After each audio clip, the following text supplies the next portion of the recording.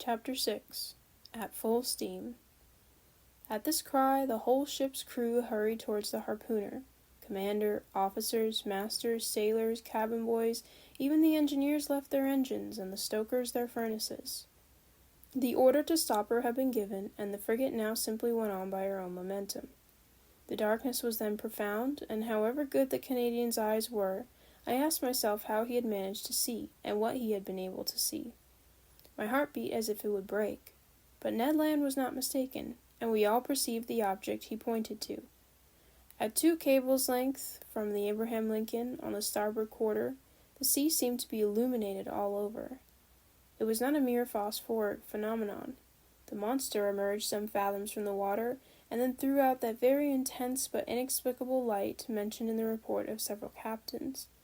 This magnificent irradiation must have been produced by an agent of great shining power. The luminous part traced on the sea as an immense oval, much elongated, the center of which condensed a burning heat whose overpowering brilliancy died out by successive gradations. "It is only an agglomeration of phosphoric particles," cried one of the officers. "No, sir, certainly not," I replied. "Never did Foliades or Salpe produce such a powerful light. That brightness is of an essentially electrical nature. Besides, see, it moves. It is moving forward, backwards. It is darting towards us." A general cry rose from the frigate. "Silence," said the captain. "Up with the helm, reverse the engines." The steam was shut off, and the Abraham Lincoln, beating to port, described a semicircle. "Right the helm, go ahead," cried the captain. These orders were executed, and the frigate moved rapidly from the burning light. I was mistaken. She tried to sheer off, but the supernatural animal approached with a velocity double her own. We gasped for breath. Stupefaction more than fear made us dumb and motionless. The animal gained on us, sporting with the waves. It made the round of the frigate, which was then making 14 knots, and enveloped it with its electric rings like luminous dust. Then it moved away 2 or 3 miles, leaving a phosphorescent track, like those volumes of steam that the express trains leave behind. All at once, from the dark line of the horizon, whether it retired to gain its momentum, the monster suddenly rushed towards the Abraham Lincoln with alarming rapidity, stopped suddenly about 20 feet from the hull, and died out. Not diving under the water, for its brilliancy did not abate, but suddenly, and as if the source of this brilliant emanation was exhausted. Then it reappeared on the other side of the vessel, as if it had turned and slid under the hull. Any moment a collision might have occurred which would have been fatal to us. However, I was astonished at the maneuvers of the frigate. She fled and did not attack. On the captain's face, generally so impassive, was an expression of unaccountable astonishment. "Mr. Aronnax," he said, "I do not know with what formidable being I have to deal, and I will not impudently risk my frigate in the midst of this darkness. Besides, how attack this unknown thing? How defend oneself from it? Wait for daylight, and the scene will change." "You have no further doubt, Captain, of the nature of the animal?" "No, sir. It is evidently a gigantic narwhal, and an electric one." "Perhaps," added I, "one can only approach it with a gymnotus or a torpedo." "Undoubtedly," replied the captain. "If it possesses such dreadful power, it is the most terrible animal that ever was created. That is why, sir, I must be on my guard." The crew were on their feet all night. No one thought of sleep. The Abraham Lincoln, not being able to struggle with such velocity, had moderated its pace and sailed at half speed.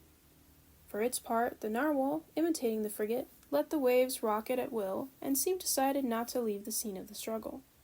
Towards midnight, however, it disappeared, or, to use a more appropriate term, it died out like a large glowworm. Had it fled? One could only fear, not hope. But at 7 minutes to 1 o'clock in the morning, a deafening whistling was heard, like that produced by a body of water rushing with great violence. The captain, Ned Land, and I were then on the poop, eagerly peering through the profound darkness. "Ned Land," asked the commander, "you have often heard the roaring of whales?" "Often, sir, but never such whales the sight of which brought me in $2,000. If I can only approach within 4 harpoon lengths of it." "But to approach it," said the commander, "I ought to put a whaler at your disposal?" "Certainly, sir." "That will be trifling with the lives of my men." "And mine too," simply said the harpooner. Towards 2 o'clock in the morning, the burning light reappeared, not less intense, about 5 miles to windward of the Abraham Lincoln. Notwithstanding the distance and the noise of the wind and sea, one heard distinctly the loud strokes of the animal's tail and even its panting breath. It seemed that at the moment that the enormous narwhal had come to take breath at the surface of the water, the air was engulfed in its lungs like the steam in the vast cylinders of a machine of 2,000 horsepower. Thought I, a whale with the strength of a cavalry regiment would be a pretty whale. We were on the qui-vive till daylight and prepared for the combat. The fishing implements were laid along the hammock nettings. The second lieutenant loaded the blunderbusses, which could throw harpoons to the distance of a mile, and long duck guns with explosive bullets, which inflicted mortal wounds even to the most terrible animals. Ned Land contented himself with sharpening his harpoon, a terrible weapon in his hands. At 6 o'clock day began to break, and with the first glimmer of light, the electric light of the narwhal disappeared. At 7 o'clock the day was sufficiently advanced, but a very thick sea fog obscured our view, and the best spy-glasses could not pierce it. That caused disappointment and anger. I climbed the mizzen-mast. Some officers were already perched on the mastheads. At 8 o'clock the fog lay heavily on the waves, and its thick scrolls rose little by little. The horizon grew wider and clearer at the same time. Suddenly, just as on the day before, Ned Land's voice was heard. "The thing itself on the port quarter!" cried the harpooner. Every eye was turned towards the point indicated. There, a mile and a half from the frigate, a long blackish body emerged a yard above the waves. Its tail, violently agitated, produced a considerable eddy. Never did a caudal appendage beat the sea with such violence. An immense track of dazzling whiteness marked the passage of the animal, and described a long curve. The frigate approached the cetacean. I examined it thoroughly. The reports of the Shannon and the Helvetia had rather exaggerated its size, and I estimated its length at only 250 feet. As to its dimensions, I could only conjecture them to be admirably proportioned. While I watched this phenomenon, 2 jets of steam and water were ejected from its vents and rose to the height of 120 feet. Thus I ascertained its way of breathing. I concluded definitely that it belonged to the vertebrate branch, class Mammalia. The crew waited impatiently for the chief's orders. The latter, after having observed the animal attentively, called the engineer. The engineer ran to them. "Sir," said the commander, "you have steam up?" "Yes, sir," answered the engineer. "Well, make up your fires and put on all steam." 3 hurrahs greeted this order.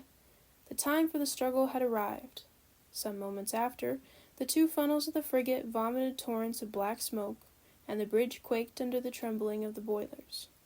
The Abraham Lincoln, propelled by her wonderful screw, went straight at the animal.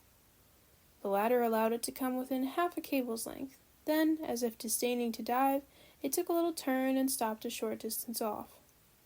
This pursuit lasted nearly 3/4 of an hour, without the frigate gaining 2 yards on the cetacean.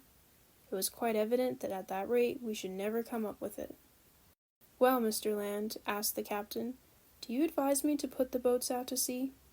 "No, sir," replied Ned Land, "because we shall not take that beast easily." "What shall we do, then?" "Put on more steam if you can, sir. With your leave, I mean to post myself under the bowsprit, and if we get within harpooning distance, I shall throw my harpoon." "Go, Ned," said the captain. "Engineer, put on more pressure." Ned Land went to his post. The fires were increased, the screw revolved 43 times a minute, and the steam poured out of the valves. We heaved the log and calculated that the Abraham Lincoln was going at the rate of 18.5 miles an hour. But the accursed animal swam too at the rate of 18.5 miles an hour. For a whole hour the frigate kept up this pace without gaining 6 feet. It was humiliating for one of the swiftest sailors in the American Navy. A stubborn anger seized the crew. The sailors abused the monster, who, as before, disdained to answer them. The captain no longer contented himself with twisting his beard. He gnawed it. The engineer was again called. "You have turned full steam in?" "Yes, sir," replied the engineer. The speed of the Abraham Lincoln increased. Its masts trembled down to their stepping holes, and the clouds of smoke could hardly find way out of the narrow funnels. They heaved the log a second time.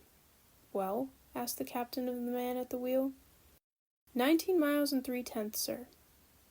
"Clap on more steam." The engineer obeyed. The manometer showed 10 degrees. But the cetacean grew warm itself, no doubt, for without straining itself, it made 19 3/10 miles. What a pursuit! No, I cannot describe the emotion that vibrated through me. Ned Land kept his post, harpoon in hand. Several times the animal let us gain upon it. "We shall catch it! We shall catch it!" cried the Canadian. But just as he was going to strike, the cetacean stole away with a rapidity that could not be estimated at less than 30 miles an hour, and even during our maximum of speed, it bullied the frigate, going round and round it. A cry of fury broke from everyone. At noon we were no further advanced than at 8 o'clock in the morning. The captain then decided to take more direct means. "Ah," said he, "the animal goes quicker than the Abraham Lincoln. Very well. We will see whether it will escape these conical bullets. Send your men to the forecastle, sir." The forecastle gun was immediately loaded and slewed round, but the shot passed some feet above the cetacean, which was half a mile off. "Another, more to the right," cried the commander, "and $5 to whoever will hit that infernal beast." An old gunner with a gray beard, that I can see now, with steady eye and grave face, went up to the gun and took a long aim. A loud report was heard, with which were mingled the cheers of the crew. The bullet did its work. It hit the animal, but not fatally, and sliding off the rounded surface, was lost in 2 miles' depths of sea. The chase began again, and the captain, leaning towards me, said, "I will pursue that beast till my frigate bursts up." "Yes," answered I, "and you will be quite right to do it."